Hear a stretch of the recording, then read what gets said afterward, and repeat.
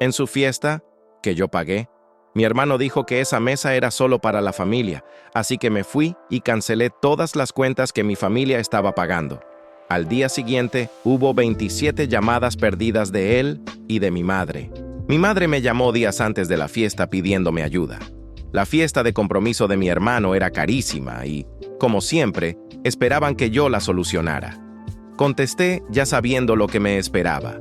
Su voz sonaba cansada, casi ensayada. «Hijo, tenemos un problemita.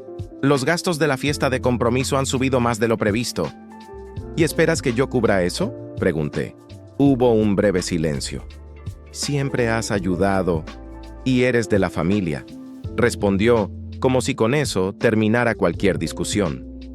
Miré a mi alrededor en casa, pensando en cuántas veces había hecho ajustes, dejado planes de lado, recortado gastos para ayudar a todos. «No pasa nada, mamá», dije. «Yo pago», suspiró aliviada. «Sabía que podía contar contigo. Dios te recompensará». Colgué el teléfono con esa sensación familiar en el pecho. No era rabia, era agotamiento.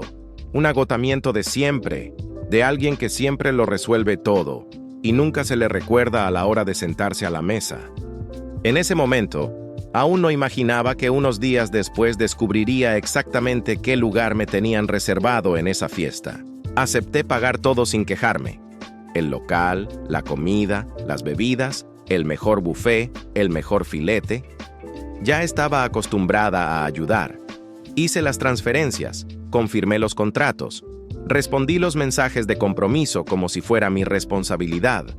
Elegí el menú, aprobé el vino, autoricé todo lo que me pidieron. Cada vez que surgía un nuevo gasto, me venía a la mente esa frase: «Ya veremos», pero luego nunca llegó. En el fondo, ya lo sabía. Eso no era colaboración, era dependencia, pero me lo tragué porque creía que era parte de mi rol de hermano, de hijo. Me decía a mí mismo que ayudar era mejor que crear fricción. «Eres un ángel», llegó a decir mi madre. «Siempre nos salvas», añadió mi hermano en un tono ligero, casi automático. Sonreí, pero por dentro sentía algo extraño. No era orgullo, era la sensación de que solo me llamaban cuando había un problema que resolver. Aún así, seguí adelante. Pensé que el día de la fiesta todo tendría sentido, que estaría allí como parte de la familia, celebrando juntos, sentados a la mesa, riendo, brindando.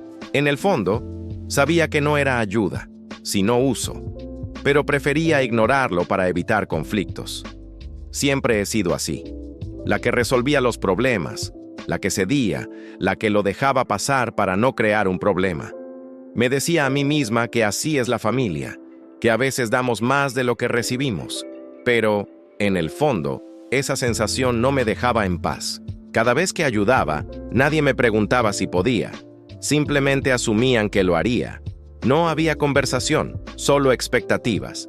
Y lo aceptaba, porque discutir parecía peor que tragarme la incomodidad. Pensaba, es solo hasta que se acabe la fiesta. Luego todo vuelve a la normalidad. Pero la normalidad, en realidad, siempre era la misma.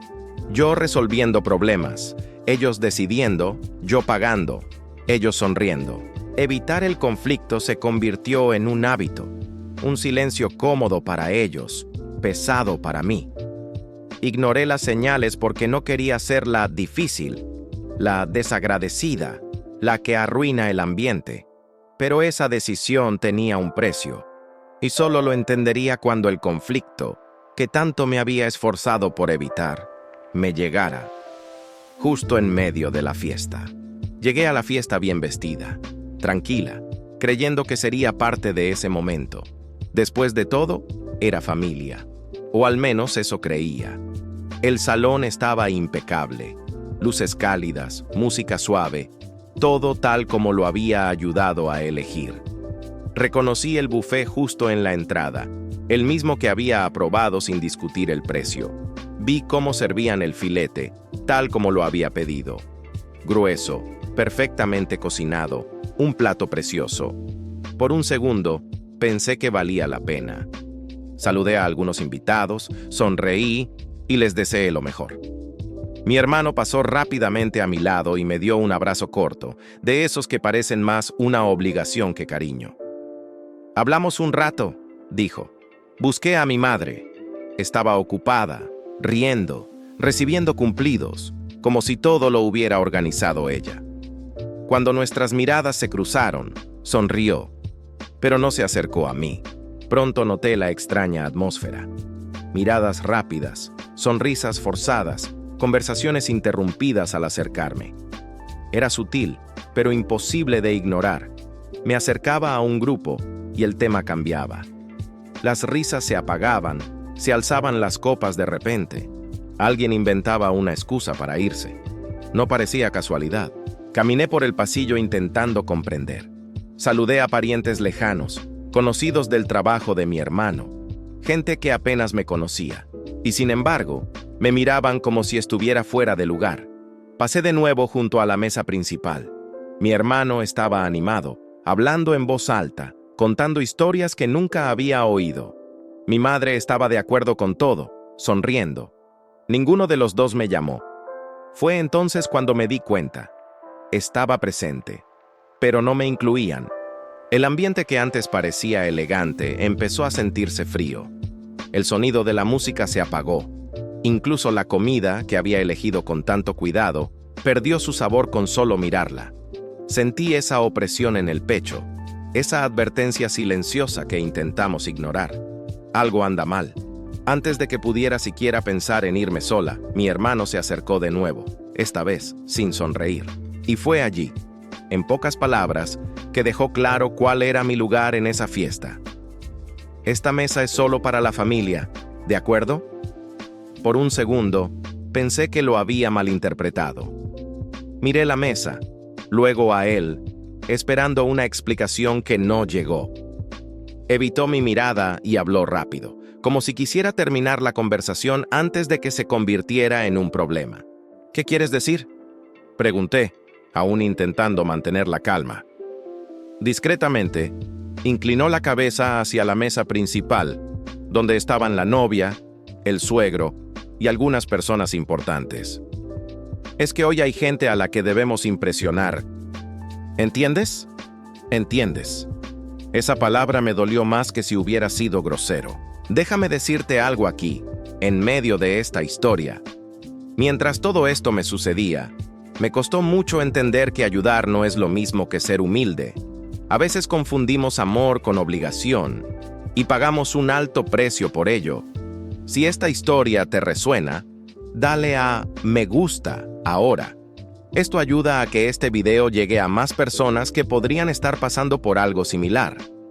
Y aprovecha para suscribirte al canal, porque esta historia también muestra lo que sucede cuando dejamos de ser utilizados y empezamos a respetarnos de verdad. Me condujo a una mesa en la esquina, sola, lejos de la mesa principal, lejos de los invitados importantes. El camino hasta allí me pareció más largo de lo que realmente fue. Cada paso tenía un peso diferente. Sentí miradas curiosas, algunas avergonzadas, otras simplemente indiferentes. Nadie dijo nada. Nadie cuestionó. La mesa era pequeña, casi oculta tras un arreglo floral. No tenía vista al escenario ni cerca de los novios. Era el tipo de lugar reservado para quienes no importan mucho en la foto. Mi hermano me acercó la silla rápidamente, como si estuviera terminando una tarea incómoda. «Quédate aquí. Pasaré luego para que podamos hablar», dijo alejándose. Me senté lentamente. Miré a mi alrededor. La gente charlaba animadamente, brindaba, reía. Yo estaba allí, solo, escuchando la música a lo lejos, como si no formara parte de la misma fiesta. Miré hacia la mesa principal. Vi cómo servían el filete, exactamente el corte que había elegido. Vi a mi hermano sonriendo ampliamente, a mi suegro a su lado, a mi orgullosa madre. La imagen era perfecta, si no fuera por el detalle de quién estaba fuera. Fue entonces cuando algo cambió dentro de mí. No era ira, era claridad. Comprendí la razón cuando vi al padre de la novia en la mesa principal. Quería parecer exitoso, el proveedor, el dueño de todo. Mi hermano estaba inclinado hacia adelante, hablando en voz alta, gesticulando, contando historias como si cada logro fuera solo suyo. Mi suegro escuchaba atentamente, impresionado. Mi madre asintió, reforzando cada palabra, como si fuera un guión ensayado. Era allí donde todo cobraba sentido. Yo no estaba en esa mesa porque estaba alterando la imagen. Yo era la parte de la historia que no encajaba con el personaje que él quería interpretar esa noche. El hermano ganador, el hombre que paga todo, el futuro esposo ejemplar. Si yo estuviera allí, alguien podría preguntar, ¿y tú a qué te dedicas? Y la verdadera respuesta arruinaría la farsa. Miré el plato frente a mí. Simple, casi intacto. Luego volví a mirar la mesa principal, donde se servía el mejor filete. El vino se reponía constantemente. Las risas eran fuertes. No sentí envidia. Sentí algo peor. Un reemplazo. Como si hubiera sido útil hasta el momento en que dejé de ser conveniente. En ese instante, la humillación se convirtió en una decisión. Si no era parte de la familia cuando la imagen era lo más importante, entonces tampoco sería parte de ella cuando llegara el momento de pagar la cuenta. Poco después, el camarero se acercó y preguntó quién pagaría la cuenta, y todo cambió. Se acercó con cuidado, mirando a su alrededor antes de hablar, como si ya hubiera percibido algo extraño en el ambiente. «Disculpe, señor», dijo en voz baja. «Necesito confirmar quién se hará cargo de los gastos adicionales del evento». Lo miré unos segundos. Esa simple pregunta me trajo a la mente todo lo que había estado digiriendo toda la noche. Las mesas separadas, la frase «solo para la familia», la farsa montada para impresionar a mi suegro. Levanté la vista lentamente y busqué a mi hermano. Estaba en la mesa principal, riendo a carcajadas, levantando su copa, completamente tranquilo. Ni siquiera me miraba. Respiré hondo. No sentía rabia. Sentía claridad. «¿Puede cobrarle al novio?», respondí con calma. El camarero dudó. «¿Está seguro, señor?». Miré a mi alrededor una vez más y luego me enfrenté al camarero. «Sí, lo soy. Después de todo, no soy de la familia», asintió, visiblemente incómodo, y se alejó. La música continuó, pero parecía distante. Algunos de los que estaban cerca la oyeron. Las miradas comenzaron a cruzarse. En la mesa principal, la conversación se apagó. El padre de la novia frunció el ceño. Mi hermano dejó de reír por un momento. Ahí, en esa simple respuesta, no levanté la voz, no armé un escándalo, no arruiné la fiesta. Simplemente volví exactamente al lugar que me habían dado, y en ese momento supe, a partir de entonces, nada volvería a ser igual. El padre de la novia lo oyó todo y estaba visiblemente indignado por la situación. Lo vi dejar su copa sobre la mesa con demasiada fuerza. La sonrisa que había mantenido desde el principio de la fiesta simplemente desapareció. Me miró primero a mí y luego a mi hermano, intentando comprender qué acababa de pasar. Se levantó lentamente y se acercó a mi mesa. «Disculpe la interrupción», dijo con seriedad, «pero escuché lo que dijo hace un momento». Asentí. «No hay problema». Respiró hondo, visiblemente molesto. «Entonces, ¿ayudaste a pagar todo esto? ¿Y te pusieron aquí, lejos de tu familia?». Antes de que pudiera responder, añadió: «Eso no está bien, así no se trata a nadie». Algunas personas a nuestro alrededor empezaron a prestar atención. El ambiente cambió. El murmullo aumentó. La incomodidad que sentí durante la noche quedó al descubierto. Mi hermano intentó intervenir, acercándose corriendo. «No es exactamente así. Era solo la disposición de la mesa». Mi suegro lo interrumpió de inmediato. ¿Organización? ¿O conveniencia? Un silencio denso se hizo entre nosotros. Mi madre permaneció sentada, sin decir palabra. El padre de la novia me miró. «Lo siento mucho», dijo con sinceridad. «Si fuera por mí, estarías ahí sentada, como te mereces». En ese momento, no sentí victoria. Sentí algo mejor. Sentí que, por fin, alguien había visto lo que estaba pasando. Después de eso, el padre de la novia llamó a mi hermano para charlar, y todos se dieron cuenta de que no era una conversación cualquiera. Se alejaron un poco del salón, cerca de la zona exterior. No se oían las palabras, pero se percibía el tono. El suegro hablaba con seriedad y firmeza, señalando con la mano de vez en cuando. Mi hermano, que antes se había mostrado seguro, ahora simplemente negó con la cabeza, visiblemente incómodo. Más tarde, supe exactamente qué se dijo. El padre de la novia no se anduvo con rodeos. Si eres capaz de tratar así a alguien de tu propia familia, dijo, me preocupa lo que puedas hacerle a mi hija cuando nadie te vea. Esa frase me impactó profundamente. Continuó aún más directo. El dinero impresiona por un tiempo. El carácter es lo que sostiene un matrimonio. Mi hermano intentó justificarse, hablando de malentendidos, de planear la fiesta, pero el suegro lo interrumpió. La organización no excluye a quienes ayudaron a construir todo esto. Cuando regresaron, el ambiente había cambiado por completo. Mi hermano ya no sonreía. Mi madre evitaba mirar a nadie. La novia estaba visiblemente conmocionada.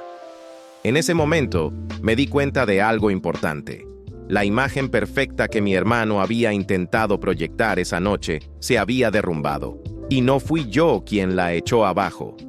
Fue la verdad. Después de un rato de ese caos, me levanté y me fui. No hice ningún anuncio, no me despedí de nadie. Simplemente agarré mi chaqueta, respiré hondo y me fui. El salón seguía lleno, la música sonando, la gente intentando fingir que la fiesta seguía igual. Pero para mí, todo había terminado. Esa noche ya había dicho todo lo que tenía que decirse. De camino a casa, conduje en silencio. El estéreo del coche sonaba bajo, casi inexistente. Cada semáforo, cada calle vacía, me daba demasiado tiempo para pensar. Repasaba todo en mi cabeza. La llamada de mi madre, el dinero que pagué sin preguntar, las palabras de mi hermano, la mesa del rincón. No tenía ganas de llorar. Sentía una tristeza diferente, la que llega cuando por fin entiendes algo que has estado evitando durante años. Pensé en cuántas veces me llamaron solo para resolver problemas. En cuántas veces mi presencia solo importó cuando convenía. Y también pensé en cuánto lo permití.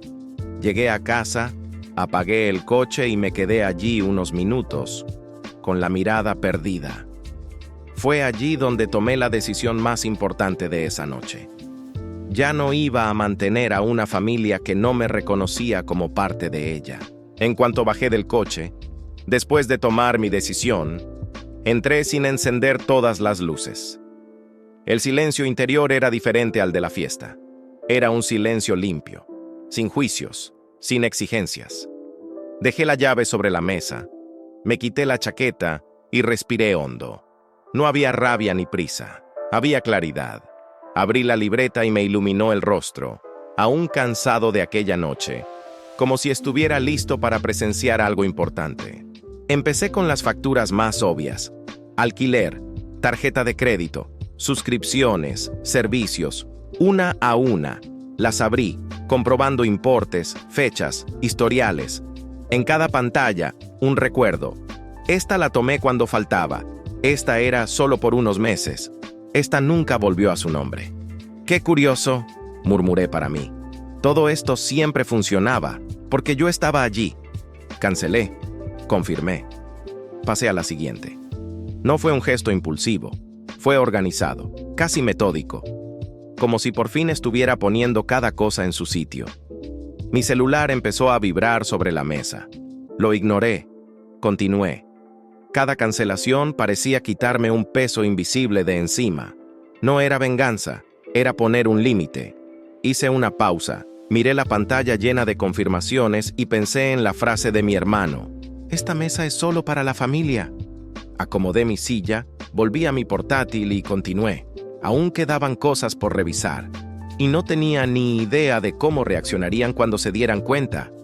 Después de cancelarlo todo, cerré lentamente mi portátil y apagué el celular. No era por miedo. Era por conciencia. Sabía que, tarde o temprano, se darían cuenta, y cuando lo hicieran no sería agradable. Me acosté sin poder dormir. La cabeza seguía dándome vueltas, pero mi cuerpo se sentía extrañamente ligero. Por primera vez en mucho tiempo, no intentaba complacer a nadie. No esperaba aprobación. Había hecho lo que tenía que hacer. A la mañana siguiente, me desperté temprano. La casa estaba en silencio. Preparé café, me senté a la mesa y me quedé mirando mi celular apagado durante unos minutos, como si fuera a explotar en cuanto presionara el botón. Respiré hondo y lo encendí. La pantalla se iluminó y comenzó a vibrar sin parar. Las notificaciones aparecieron una tras otra. Encendí el sonido y vi cómo se acumulaban los números. 27 llamadas. De mi madre. De mi hermano. Algunos en rápida sucesión, otros intercalados. Los mensajes sin leer se amontonaban. Algunos largos, otros cortos. Todos cargados de urgencia. ¿Por qué no se procesaron las facturas? ¿Qué hiciste? Contesta ahora. ¿En serio? Tenía el teléfono en la mano, sintiendo el verdadero peso de esa decisión. Ya no era silencio. Era el sonido de la ruptura de la dependencia. Aún no había contestado a nadie, y sabía que cuando lo hiciera, nada volvería a ser igual. Abrí los mensajes uno por uno con calma. Ya no había prisa. El primero era de mi hermano, largo, escrito a toda prisa, lleno de errores. ¿Te das cuenta de lo que has hecho?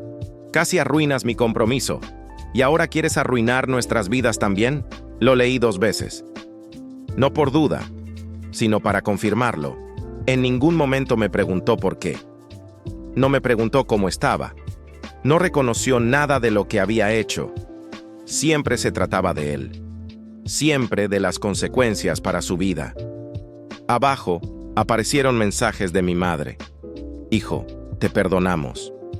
La familia no hace esas cosas. Te pasaste de la raya. Perdona. Esa palabra me hizo soltar una breve risa sin humor. Era impresionante cómo, incluso después de todo, seguía intentando invertir los roles, como si yo fuera la equivocada, como si cortar con el abuso fuera peor que vivir siendo utilizada. Apareció otro mensaje. Nos dejaste en una situación muy difícil. Difícil. Pensé en cuántas veces había estado en situaciones difíciles por su culpa. Cuántas veces adapté mi vida para apoyar la suya. Cuántas veces me dejaron de lado, me humillaron, me ignoraron. Y aún así, seguí ayudando. Escribí una respuesta. La borré. Escribí otra. La volví a borrar. Me di cuenta de que no querían hablar. Querían recuperar el control. Querían que volviera a mi rol habitual. La que paga, la que resuelve, la que traga. Bloqueé mi teléfono unos minutos y me recosté en la silla, respirando hondo. Ese intento de manipulación no me dolió tanto como antes. Solo confirmó una cosa. Había tomado la decisión correcta. Y aún quedaba mucho por decir, pero no por mensaje de texto. Después de un rato, el teléfono volvió a sonar. Era mi madre. Esta vez contesté. Su voz era diferente, más baja, casi ensayada. Hijo, ¿puedes venir a casa para que hablemos? Dijo. La prometida de tu hermano rompió con él. Me quedé en silencio unos segundos, escuchando su respiración al otro lado de la línea. No hubo disculpa, ni reconocimiento. Solo una invitación cargada de expectación. Tenemos que hablar en persona, insistió. Todo esto se ha descontrolado. En ese momento, algo me quedó muy claro. No era una conversación, era un juicio. Querían que fuera allí para escuchar acusaciones, para cargar con la culpa del compromiso roto, para asumir una vez más el papel de villana conveniente. Imaginé la escena incluso antes de que ocurriera. Mi hermano enfurecido, mi madre llorando, ambos diciendo que yo había destruido a la familia. Ni una palabra sobre la mesa de la esquina, ni una palabra sobre el dinero, ni una palabra sobre respeto. No voy, respondí con calma. Se puso nerviosa. ¿Tienes miedo de afrontar la verdad? Respiré hondo. No es miedo, dije. Es conciencia. Conciencia de que ese ya no era mi lugar. Conciencia de que ir allí significaría renunciar a todo lo que finalmente había logrado. Límites, dignidad, paz. Colgué el teléfono sin discutir más. No me sentía culpable, no me sentía enojada. Sentía algo nuevo. Había aprendido a reconocer cuando una invitación no es para dialogar, es para devolverte a una posición que ya has superado. Y no tenía intención de volver. Justo después de todo ese lío, hice algo que nunca antes había hecho. Me tomé un tiempo libre en la empresa. No eran esas vacaciones a medias, con el móvil siempre en la mano y la cabeza llena de tareas pendientes. Eran unas vacaciones de verdad. Y mientras descansaba, me di cuenta de algo difícil de admitir. Siempre posponía ese descanso porque siempre había algo más urgente. Un problema con mi madre, una factura de mi hermano, una petición que no podía esperar. Mi vida siempre se posponía. Viajaba poco, pasaba más tiempo conmigo misma. Dormía mejor, pensaba mucho, y cuanto más silencio me dominaba, más comprendía cuánto había vivido en piloto automático, resolviendo todo para los demás y casi nada para mí. Al volver al trabajo, tomé otra decisión importante. Me cambié de piso. Necesitaba un nuevo lugar, lejos de los recuerdos, lejos de la sensación de estar siempre disponible. Un espacio donde poder volver a casa y simplemente existir. Las llamadas continuaban. Las peticiones también. Mensajes largos, audios emotivos, intentos de devolverme a mi antiguo rol. Pero algo dentro de mí había cambiado. Escuché, colgué y seguí adelante. Nunca volví a ser utilizada. Nunca más acepté culpas ajenas. Nunca más puse la vida de los demás por encima de mi dignidad. Irme no fue un castigo. Fue una elección. Fue la única manera que encontré para finalmente vivir mi propia vida. Y aún sabiendo que esta historia aún no había terminado del todo, sabía que esta vez el siguiente capítulo lo escribiría yo. Antes de irme, déjenme decirles algo. Desde el corazón. Todo lo que les he contado aquí no fue fácil de vivir, y mucho menos de decidir. Dejar a mi familia fue la decisión más difícil de mi vida, pero también fue la que me devolvió la paz, la dignidad y la libertad. Ahora quiero saber de ustedes. Si estuvieran en mi lugar, ¿habrían hecho lo mismo o habrían seguido intentando complacer? Comenta abajo, los leo todos. Y si esta historia los conmovió de alguna manera, sigan el canal. Aquí cuento historias reales sobre límites, decisiones difíciles y el precio de finalmente elegirte a ti mismo.